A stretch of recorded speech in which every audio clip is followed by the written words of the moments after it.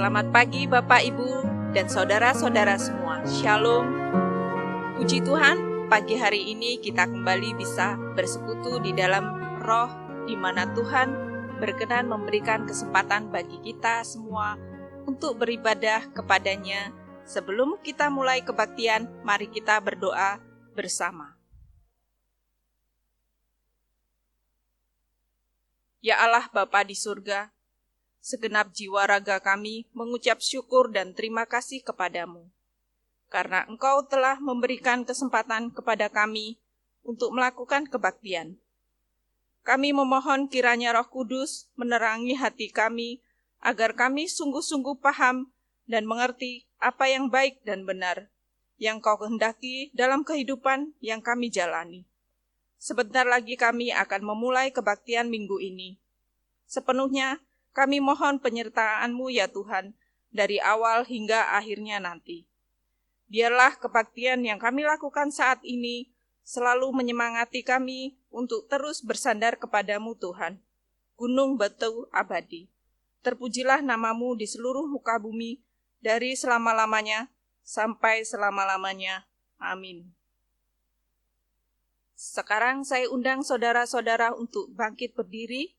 Kita mulai kebaktian pagi ini dengan memuji nama Tuhan dari pelengkap Kidung Jemaat nomor 6 bait 1 dan 2. Bersoraklah, hai alam semesta.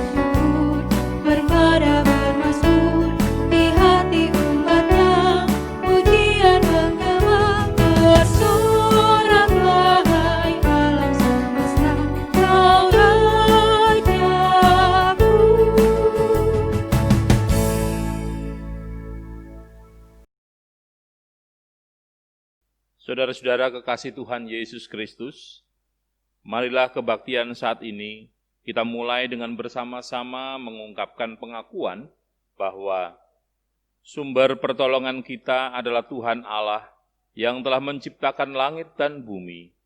Ia adalah Allah yang setia dengan perjanjiannya dan yang tidak pernah meninggalkan perbuatan tangannya.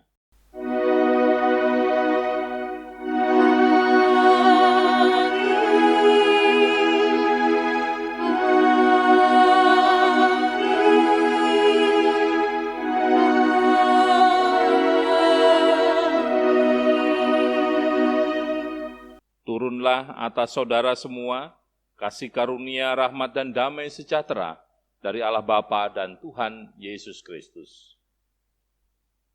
Dipersilakan duduk kembali.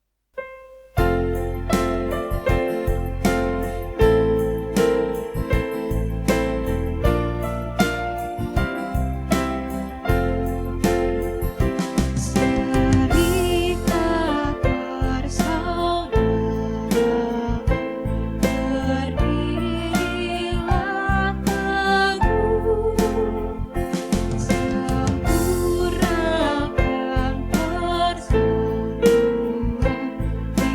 persatuan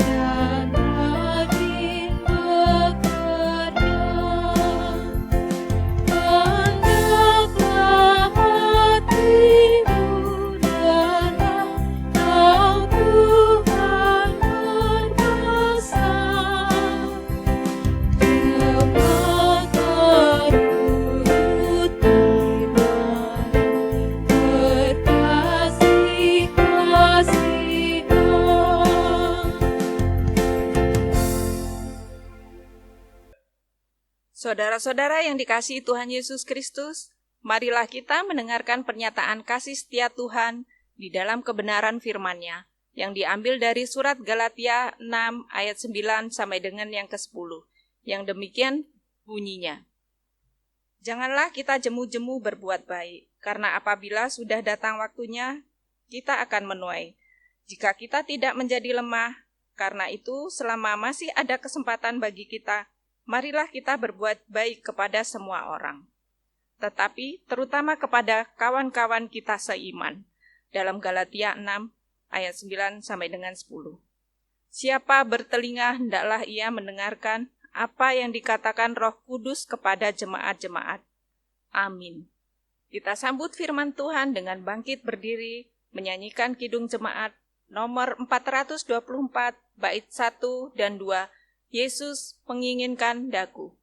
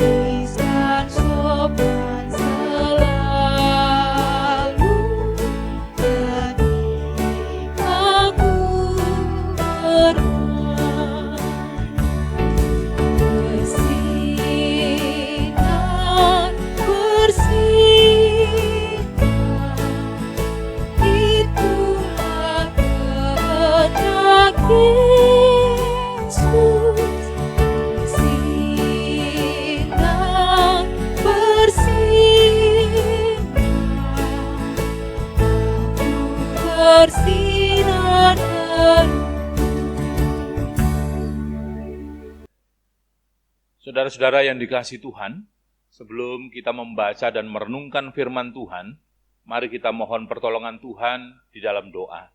Mari kita berdoa. Bapa di dalam surga yang mulia, kami mengucap syukur kalau pada hari Minggu yang indah ini, bersama-sama kami umat Tuhan, boleh beribadah kembali memuji dan memuliakan nama Tuhan, walau dari rumah kami masing-masing. Hati kami yang penuh dengan kerinduan, untuk mendengarkan sapaan firman Tuhan, biarlah Engkau kenyangkan dengan firman-Mu pada hari ini. Kiranya kuasa Roh Kudus menerangi hati dan pikiran kami, sehingga setiap firman yang kami baca dan renungkan akan senantiasa menjadi suluh dan terang bagi langkah hidup kami. Hamba-Mu yang akan menyampaikan kebenaran isi hati-Mu, biarlah urapan Tuhan saja yang memampukannya untuk menyampaikan apa yang menjadi kehendak Bapa. Berfirmanlah Tuhan, kami semua telah siap mendengarkan. Dalam nama Tuhan Yesus Kristus Juru Selamat, kami berdoa dan mengucap syukur. Amin. Saudara-saudara yang dikasihi Tuhan, pembacaan firman Tuhan pada hari ini diambil dari bacaan leksionari. Yang pertama, Mazmur 119, ayat 129 sampai 136, yang dibacakan oleh lektor. Bacaan leksionari yang pertama diambil dari Kitab Mazmur pasal 119 ayat 129 sampai 136 yang demikian firman Tuhan. Peringatan-peringatanmu ajaib, itulah sebabnya jiwaku memegangnya. Bila tersingkap, firman-firmanmu memberi terang, memberi pengertian kepada orang yang bodoh. Mulutku kungangakan dan megap-megap, sebab aku mendambakan perintah-perintahmu. Berpalinglah kepadaku dan kasihanilah aku, sebagaimana sepatutnya terhadap orang-orang yang mencintai namamu. Teguhkanlah langkahku oleh janjimu, dan janganlah segala kejahatan berkuasa atasku. Bebaskanlah aku daripada pemerasan manusia, supaya aku berpegang pada titah-titahmu. Sinarilah hambamu dengan wajahmu, dan ajarkanlah ketetapan-ketetapanmu kepadaku. Air mataku berlinang-linang seperti aliran air, karena orang tidak berpegang pada Tauratmu. Amin. Selanjutnya saya akan membacakan Injil Matius pasal 13 ayat 31 sampai 33, dilanjutkan ayat 44 sampai 52 yang demikian bunyi firman Tuhan. Yesus membentangkan suatu perumpamaan lain lagi kepada mereka, katanya, hal kerajaan sorga itu seumpama biji sesawi yang diambil dan ditaburkan orang di ladangnya. Memang biji itu yang paling kecil dari segala jenis benih, tetapi apabila sudah tumbuh, sesawi itu lebih besar daripada sayuran yang lain, bahkan menjadi pohon, sehingga burung-burung di udara datang bersarang pada cabang-cabangnya. Dan ia menceritakan perumpamaan ini juga kepada mereka. Hal kerajaan sorga itu seumpama ragi yang diambil seorang perempuan dan diadukkan ke dalam tepung terigu 3 sukat sampai khamir seluruhnya.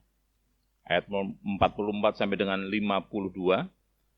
Hal kerajaan sorga itu seumpama harta yang terpendam di ladang, yang ditemukan orang, lalu dipendamnya lagi. Oleh sebab sukacitanya, pergilah ia menjual seluruh miliknya, lalu membeli ladang itu. Demikian pula hal kerajaan sorga itu seumpama seorang pedagang yang mencari mutiara yang indah. Setelah ditemukannya mutiara yang sangat berharga, ia pun pergi menjual seluruh miliknya, lalu membeli mutiara itu.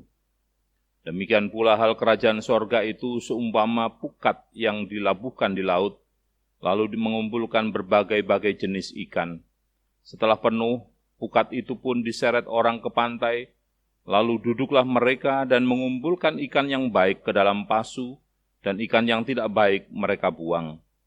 Demikianlah juga pada akhir zaman, malaikat-malaikat akan datang memisahkan orang jahat dari orang benar, lalu mencampakkan orang jahat ke dalam dapur api, di sanalah akan terdapat ratapan dan kertakan gigi. Mengertikah kamu semuanya itu? Mereka menjawab, ya, kami mengerti. Maka berkatalah Yesus kepada mereka, karena itu setiap ahli Taurat yang menerima pelajaran dari hal kerajaan sorga itu, seumpama tuan rumah yang mengeluarkan harta yang baru dan yang lama dari perbendaharaannya. Demikian pembacaan firman Tuhan. Berbahagialah kita semua yang setia memelihara dan melakukannya dalam hidup sehari-hari. Terpujilah nama Tuhan. Haleluya. Bapak, Ibu, saudara-saudara yang dikasihi Tuhan, firman Tuhan pada pagi hari ini saya beri judul Bertumbuh dan Berkembang Mewujudkan Kerajaan Sorga.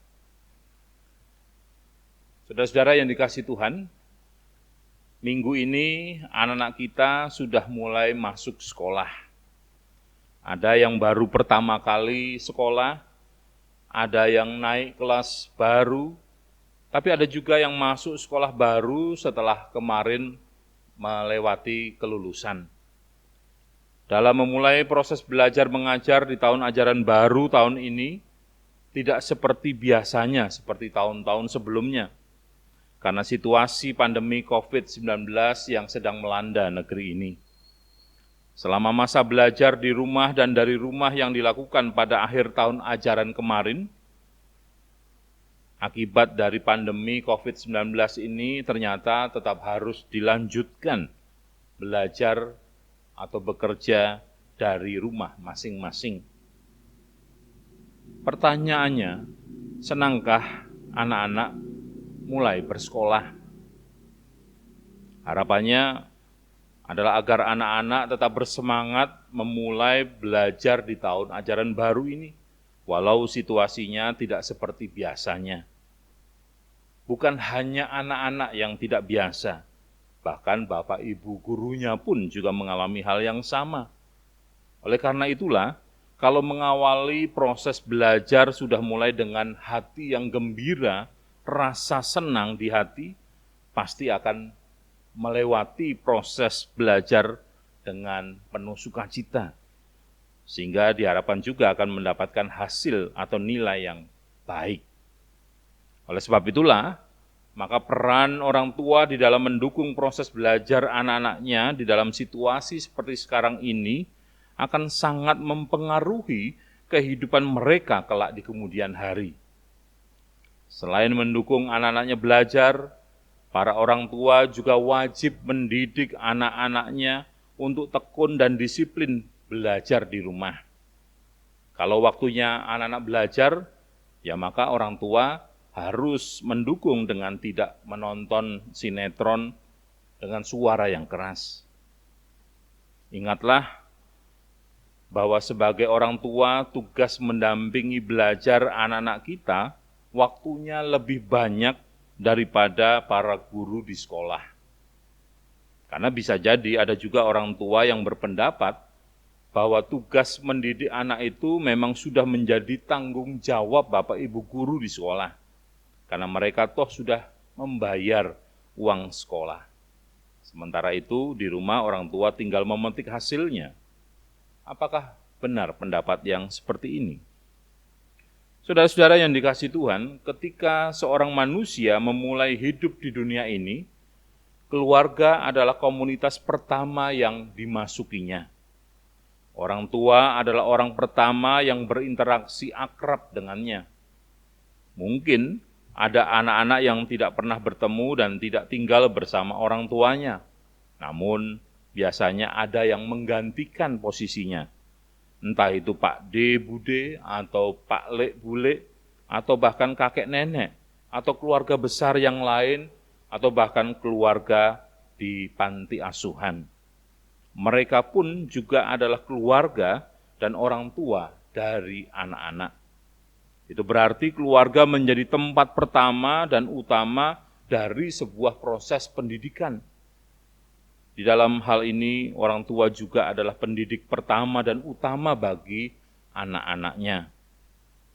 Bagaimana anak didik diajarkan tentang etika menghormati orang lain, orang yang lebih tua di dalam hal berbicara, memakai pakaian yang sopan, dan juga melakukan peribadahan yang baik, berinteraksi dengan sesamanya, dan seterusnya.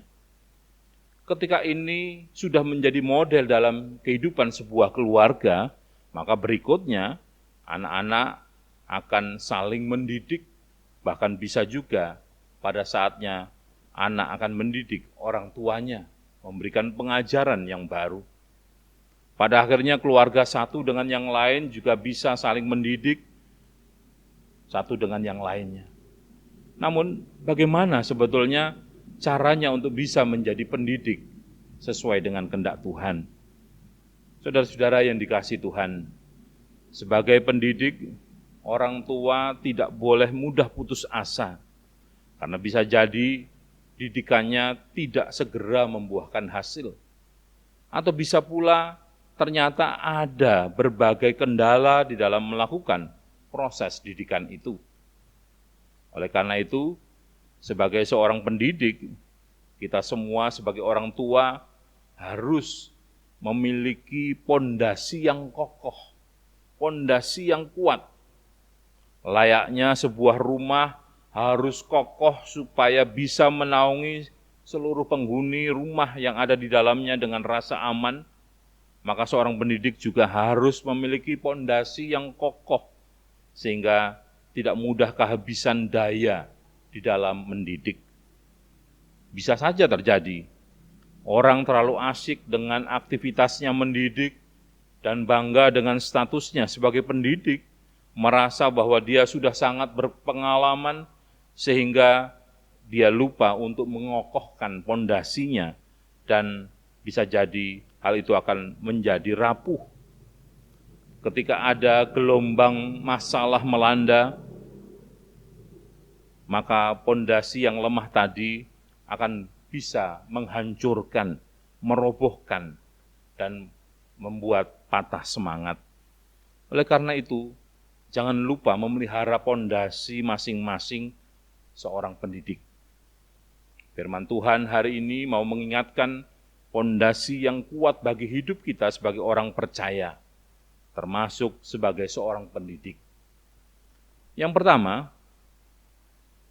pondasi pertama adalah merindukan firman Tuhan sebagai satu-satunya sumber kekuatan dan kebenaran bagi dirinya sendiri. Bapak, Ibu, Saudara-saudara yang dikasihi Tuhan, pemazmur memakai dua gambaran yang kuat dalam menggambarkan relasinya dengan firman Tuhan. Yang pertama, dia menyebut dirinya mengangakkan mulut dan megap-megap. Dengan gambaran ini, pemazmur mau menekankan betapa dia sangat membutuhkan firman Tuhan menjadi kekuatan dalam hidupnya. Firman itulah yang menjadi peringatan rambu-rambu bagi dirinya sebagai seorang pendidik. Firman itu pula yang menjadi terang, memberikan pengertian, dan juga sekaligus meneguhkan langkah yang harus dilaluinya. Itulah sebabnya dia selalu merindukan firman Tuhan di dalam hatinya. Itu berarti dia tidak bisa hidup tanpa firman Tuhan.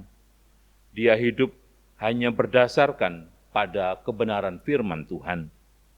Yang pertama, lalu yang kedua, dia menyebut air matanya berlinang seperti aliran air. Tangisan itu dikarenakan orang yang tidak berpegang pada Taurat Tuhan. Tangisan itu bisa menggambarkan sebuah kesedihan, tapi juga sekaligus penyesalan. Penyesalan karena dia tidak meyakini bahwa firman Tuhan adalah kebutuhan hidupnya. Maka karena firman Tuhan bukanlah sesuatu yang dibutuhkan, maka dia juga menginginkan supaya kehidupannya pun menjadi lebih baik. Oleh sebab itulah kebutuhan akan firman Tuhan ini yang begitu kuat akan membawa pemazmur pada kerinduan agar orang lain juga mau menerima kebenaran firman Tuhan ini. Kalau dia bisa menerima terang itu dengan baik, menerima pengertian dan menjadi teguh di dalam melangkah karena firman Tuhan, dia juga mau agar orang lain mengalami hal yang sama. Jangan sampai kesukaan karena firman Tuhan hanya dimiliki, dirasakan, dialami oleh diri sendiri. Orang lain pun harus mengalami hal yang sama.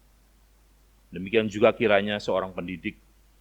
Dalam menjadi seorang pendidik, orang Kristen harus menjadikan firman Tuhan ini sebagai satu-satunya sumber kekuatan dan acuan kebenaran. Menjadi seorang pendidik harus melibatkan pengetahuan dan penghayatan akan firman Tuhan. Sekalipun telah menerima hikmat dari Tuhan, hikmat itu harus dipelihara dengan firman Tuhan yang tak henti-hentinya. Terus mengalir dan mengalir memenuhi jiwa kita.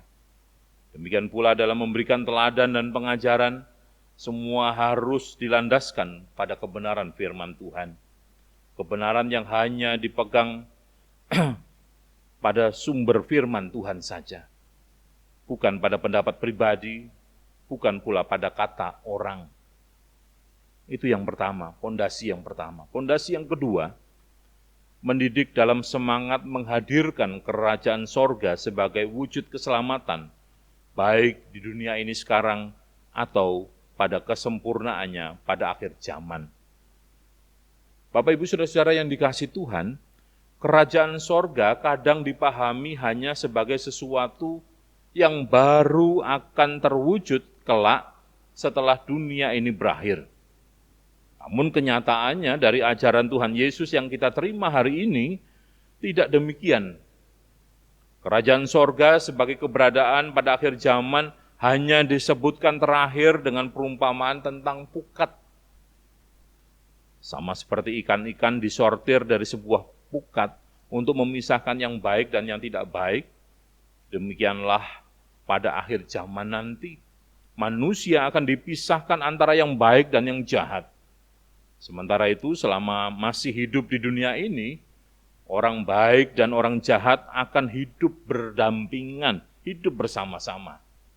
Oleh karena itu kerajaan sorga harus sudah mulai diwujudkan di dalam kehidupan dunia saat ini. Perumpamaan tentang biji sesawi dan ragi di dalam Matius pasal 13 ayat 31 sampai 33 menunjukkan kekuatan dan keefektifan kerajaan Allah, yaitu dapat bertumbuh sangat pesat dan luar biasa mulai dari hal yang sangat kecil. Biji sesawi memang biji yang sangat kecil, namun dapat tumbuh menjadi pohon yang besar yang dapat mencapai 4 meter sehingga dapat memberikan keteduhan bagi makhluk hidup seperti burung-burung. Begitu juga dengan ragi, cukup sedikit yang dicampurkan ke dalam adonan, tetapi dapat membuat adonan roti tersebut mengembang. Injil Kristus yang dilakukan dengan sebuah keyakinan yang besar, walaupun dalam skala kecil, pada akhirnya akan mampu menjadi daya yang efektif untuk menghasilkan sesuatu yang luar biasa. Tindakan kecil dari orang percaya bisa berpengaruh positif bagi orang lain, dan saat itulah kerajaan sorga terwujud. Harta terpendam dan mutiara yang sangat berharga menggambarkan bahwa kerajaan sorga itu tersembunyi, tetapi sangat berharga. Sebuah tindakan baik, sekalipun tersembunyi, sungguh lebih berharga daripada 1000 tindakan tapi buruk. Tindakan baik yang tersembunyi itulah merupakan perwujudan kerajaan sorga di dalam kehidupan sekarang ini. Perumpamaan tentang harta dan mutiara di dalam ayat 44 sampai dengan 46 menunjukkan harga yang harus dibayar untuk memperoleh kerajaan sorga tadi. Yang pertama diumpamakan seperti seorang yang tidak sengaja menemukan, dan yang kedua digambarkan sebagai orang yang sengaja mencari. Dan keduanya dikisahkan menemukan sesuatu yang berharga, lalu menjual segala yang dia miliki demi untuk mendapatkan. Demikian halnya dengan kerajaan sorga sebagai sesuatu yang seharusnya menjadi fokus utama dan tujuan pertama dari kehidupan setiap orang percaya di dunia ini. Tidak ada hal yang lebih istimewa dan membahagiakan ketika seseorang memiliki semua itu di dalam hidupnya. Pada akhirnya perumpamaan tentang pukat di dalam ayat 47 sampai dengan 50 menceritakan akhir zaman, di mana ada pemisahan antara yang jahat dan yang baik, serta penghukuman bagi orang yang jahat, dan anugerah keselamatan bagi umat Allah yang setia sampai akhir. Ini merupakan paralel dan perumpamaan tentang lalang dan gandum. Kalau Tuhan Yesus menjelaskan bahwa ladang adalah dunia, maka dalam perumpamaan tentang pukat, lautan adalah dunia, serta pukat itu adalah gerejanya. Sama seperti pukat harus ditebarkan di tempat yang dalam, maka gereja juga harus mewartakan Kristus ke tempat yang jauh dan dalam. Dan setelah penuh, maka pukat tersebut diseret ke pantai dan orang-orang kemudian memilih ikan yang baik dan membuang ikan yang tidak baik.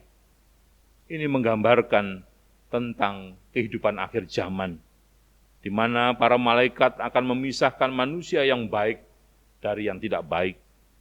Dan bagi orang yang jahat akan mendapatkan ganjarannya di dalam neraka. Setelah Yesus mengatakan perumpamaan tersebut, maka Yesus berpaling kepada para murid dan bertanya, "Mengertikah kamu semuanya itu?" Dengan kata lain, mengertikah kamu ketika engkau kupanggil? Di ayat yang ke-52, Yesus melanjutkan tugas pengutusan ini dengan mengatakan, "Karena itu setiap ahli Taurat yang menerima pelajaran dari hal kerajaan sorga itu, seumpama tuan rumah yang mengeluarkan harta yang baru dan yang lama dari perbendaharaannya."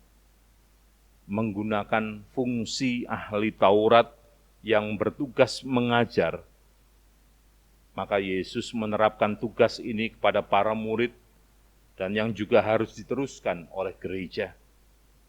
Dan sebagai pengajar, pendidik, maka mereka juga harus menjaga keharmonisan antara harta yang lama dan harta yang baru, atau perjanjian lama dan perjanjian baru, karena keduanya saling melengkapi. Maka tugas perutusan untuk mewartakan kerajaan sorga bukan hanya diberikan kepada para pejabat gerejawi saja, tapi juga kepada seluruh umat Tuhan di dalam melaksanakan kehidupan di dunia ini. Saudara-saudara, untuk itulah seorang pendidik di dalam dirinya juga harus berorientasi pada terwujudnya kerajaan sorga. Pengaruh positiflah yang harus dia sebarkan, kebaikan yang dia berikan tidak perlulah dipublikasikan agar semua orang tahu, semua orang mengerti apa yang sedang dikerjakannya. Bahkan ketika orang yang dididiknya pun melupakannya, itu tidak memberikan penghargaan, bukan menjadi masalah. Pendidik tidak perlu selalu melakukan sesuatu yang spektakuler.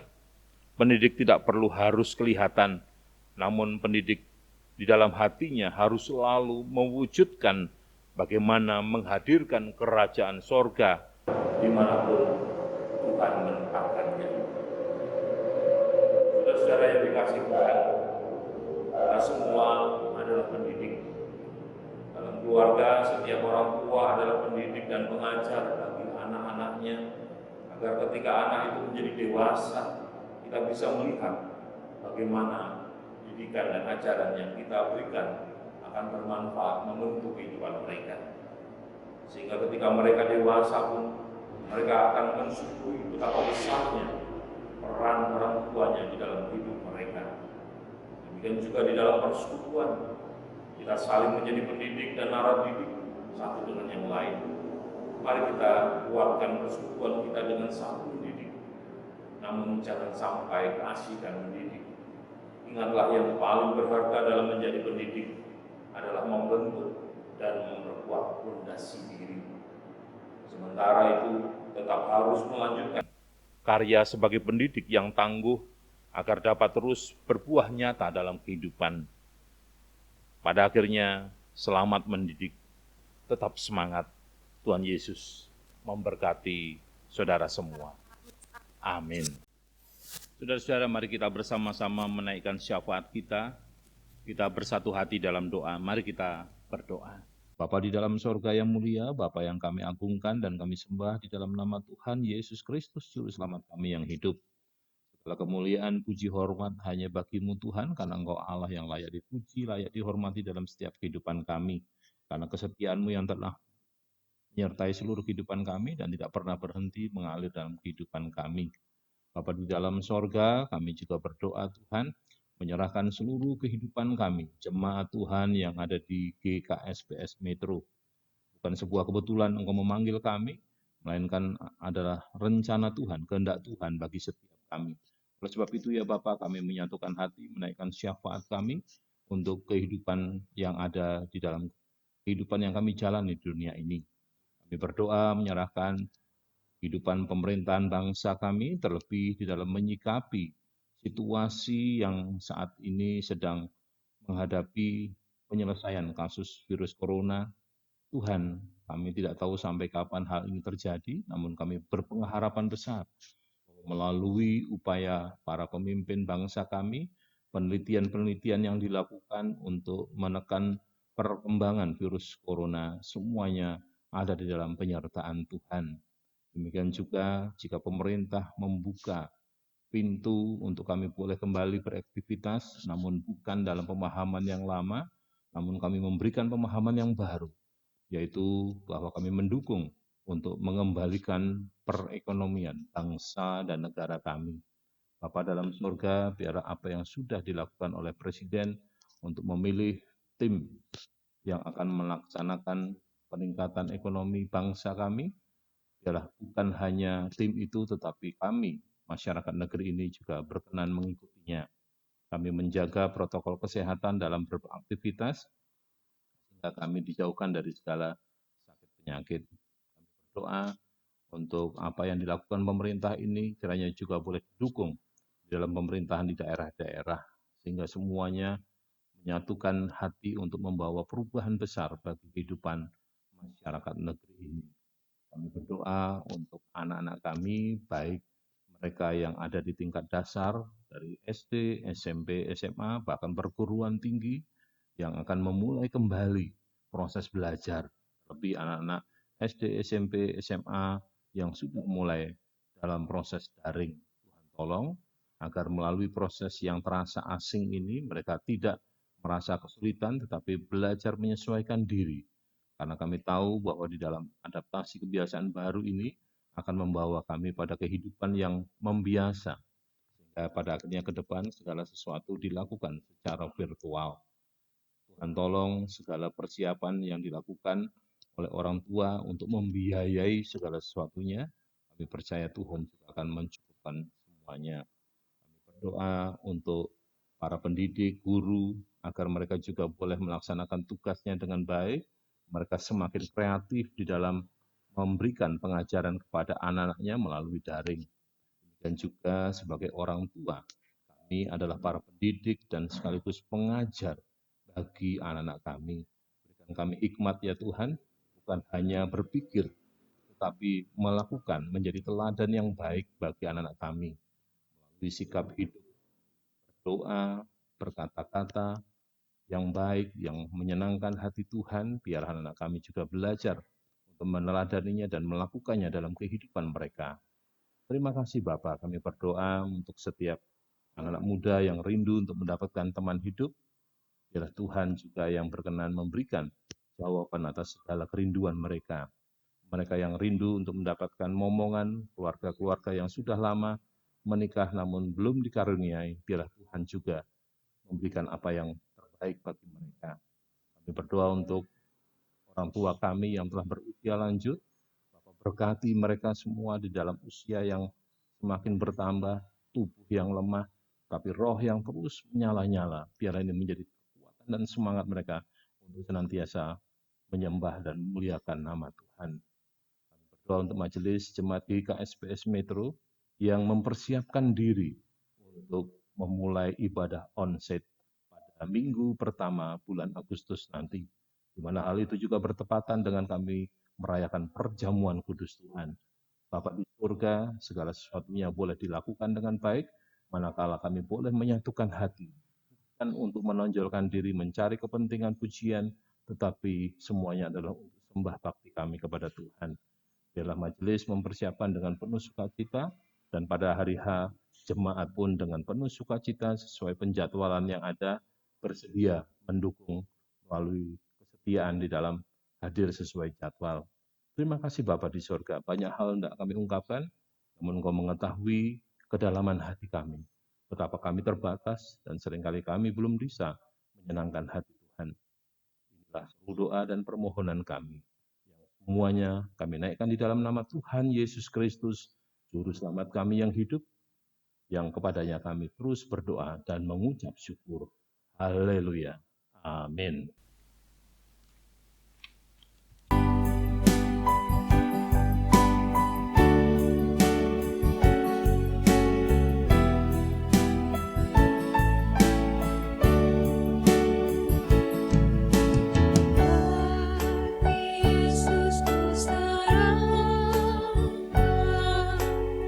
Hidupku seluruhnya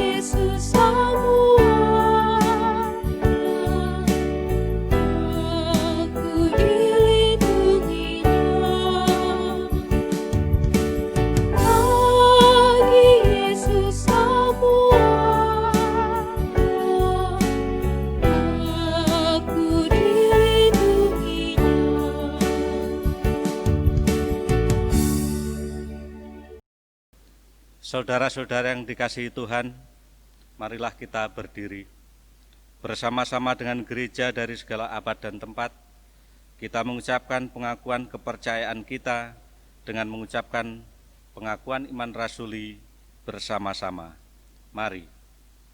Aku percaya kepada Allah Bapa yang Maha Kuasa, Khalik langit dan bumi, dan kepada Yesus Kristus anaknya yang tunggal Tuhan kita, yang dikandung dari Roh Kudus, lahir dari anak darah Maria, yang menderita sengsara di bawah pemerintahan Pontius Pilatus, disalibkan, mati dan dikuburkan, turun ke dalam kerajaan maut. Pada hari yang ketiga bangkit pula dari antara orang mati, naik ke surga, duduk di sebelah kanan Allah Bapa yang Maha Kuasa. Dan dari sana ia akan datang untuk menghakimi orang yang hidup dan yang mati. Aku percaya kepada Roh Kudus, gereja yang kudus dan am, persekutuan orang kudus, pengampunan dosa, kebangkitan orang mati, dan hidup yang kekal. Amin. Jemaat dipersilahkan duduk. Marilah bersama-sama kita mengungkapkan ungkapan syukur kita kepada Tuhan dengan bersama-sama mengaturkan persembahan bagi kemuliaan Tuhan. Sebagai dasar persembahan kita, marilah bersama kita dengarkan nats persembahan seperti yang tertulis dalam kitab Mazmur 112 ayat 1-3 yang demikian. Haleluya, berbahagialah orang yang takut akan Tuhan, yang sangat suka kepada segala perintahnya. Anak cucunya akan perkasa di bumi, angkatan orang benar akan diberkati, harta dan kekayaan ada dalam rumahnya, kebajikannya tetap untuk selama-lamanya. Amin. Mari persembahan kita himpun dengan diiringi nyanyian persembahan dari PKJ 265 bait 1 dan 2, bukan karena upahmu.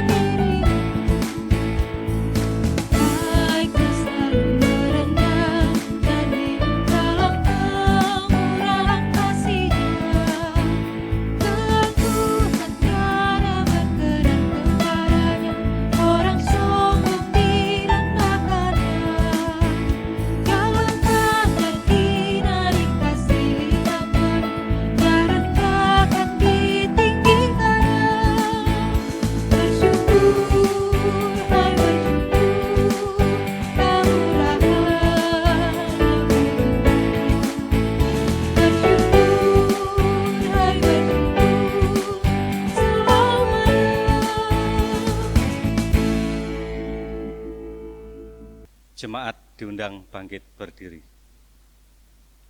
Saudara-saudara, mari kita serahkan persembahan kita kepada Tuhan di dalam doa. Mari kita berdoa. Ya Tuhan yang Maha Murah dan Maha Kaya, janji-Mu mengatakan, berbahagialah orang yang murah hati, sebab mereka akan beroleh kemurahan Allah. Ajarkanlah kami bermurah hati ya Tuhan, agar kami mendapatkan kebahagiaan sejati dan kemurahan Allah yang Kau janjikan itu. Sadarkanlah kami senantiasa ya Tuhan, bahwa kami dapat hidup dan selamat hanya oleh kemurahan dan anugerah-Mu saja. Karena itu, ingatkanlah juga kami agar bersikap murah hati kepada sesama kami. Kami percaya dengan memberi, kami akan menerima. Dengan mengasihi, kami akan dikasihi. Dengan menjadi miskin, kami akan menjadi kaya. Dengan berkorban bersama di Kau, kami akan hidup kembali dan memperoleh segala berkat di surga. Dalam cinta kasih Kristus, Tuhan yang sudah rela berkorban, memberikan hidupnya, kami berdoa seperti yang diajarkan Tuhan Yesus, doa Bapa kami. Bapa kami yang di surga, dikuduskanlah nama-Mu, datanglah kerajaan-Mu, jadilah kehendak-Mu di bumi seperti di surga. Berilah kami pada hari ini makanan kami yang secukupnya, dan ampunilah kami akan kesalahan kami, seperti kami juga mengampuni orang yang bersalah kepada kami. Dan janganlah membawa kami ke dalam pencobaan, tapi lepaskanlah kami dari yang jahat, karena Engkau-lah yang punya kerajaan dan kuasa dan kemuliaan sampai selama-lamanya. Amin.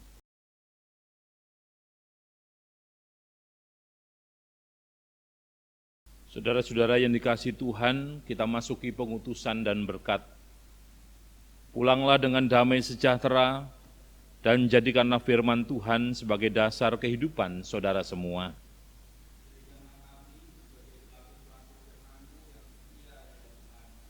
Sekarang arahkanlah hati dan pikiranmu kepada Tuhan. Terimalah berkat Tuhan atas kehidupan saudara semua. Allah sumber pengharapan memenuhi saudara dengan segala sukacita dan damai sejahtera dalam iman saudara, supaya oleh kekuatan Roh Kudus, saudara-saudara berlimpah-limpah dalam pengharapan, mulai sekarang sampai selama-lamanya, dalam nama Allah Bapa, Putra, dan Roh Kudus. Amin.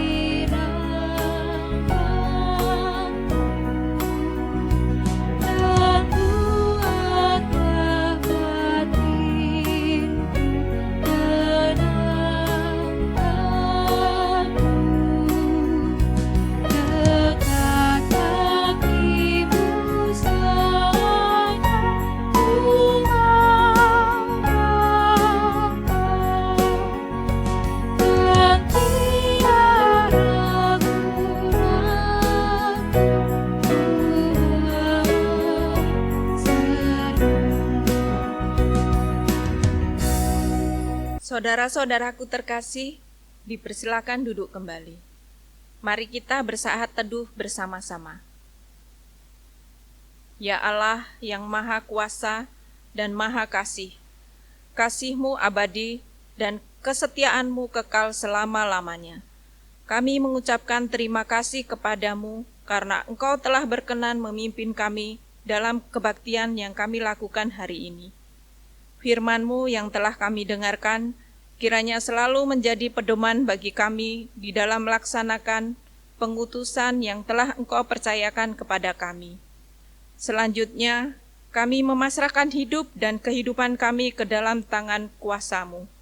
Pimpinan dan penyertaan-Mu saja yang selalu kami pinta. Di dalam nama Tuhan Yesus Kristus, Juru Selamat dan Penebus dosa kami berdoa dan bersyukur. Amin. Bapak, Ibu, dan Saudara semuanya, demikian kebaktian kita pada minggu ini. Kiranya benih-benih firman Tuhan yang sudah ditaburkan di dalam hati kita masing-masing dalam kebaktian hari ini selalu memberkati kehidupan kita dan keluarga kita semua di dalam menjalani kehidupan ini di tengah situasi pandemi COVID-19 ini. Marilah kita tetap bersabar, mengikuti anjuran pemerintah dan tetap bersedia tinggal di rumah.